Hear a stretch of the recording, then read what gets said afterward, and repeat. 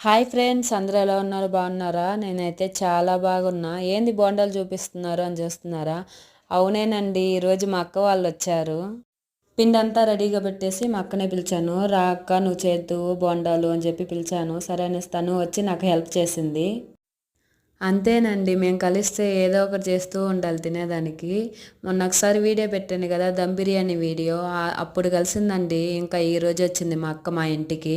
తాటి ముంజల జ్యూస్ చేద్దామా అనుకున్నా ఈరోజు.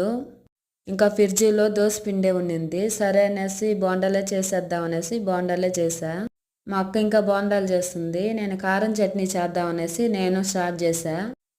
బోండాలంతా వేడి వేడిగా తింటేనే బాగుంటుందండి. అందువల్ల నేను కారం చట్నీ చేస్తున్నా, మా అక్క ఒక పక్క బోండాలు చేస్తూ ఉంది. బోండాలు కూడా కొంచెం రెడీ అవుతుంది. నేనైతే ఒక పక్క కారం చట్నీ ఇంకా మిక్సీలో వేస్తున్నా. నేనైతే ఇలా చేస్తానండి కారం చట్నీ. మీరు ఎలా చేస్తారో ఇంకా కామెంట్ చేయండి. ఆ వేడి వేడి బోండాకి ఈ కారం చట్నీ సూపర్గా ఉండిందండి. నాకైతే చాలా బాగా నచ్చింది. వేడి వేడి బోండా కారం చట్నీ రెడీ అయిపోయింది. ఇంకా అందరూ తినేసి మా అక్క వాళ్ళ పాప నవ్వుతూ బాయ్ చెప్పేసి వెళ్తా ఉంది. వెనకాల ఉందిగా తనే మా అక్క వాళ్ళ పాప.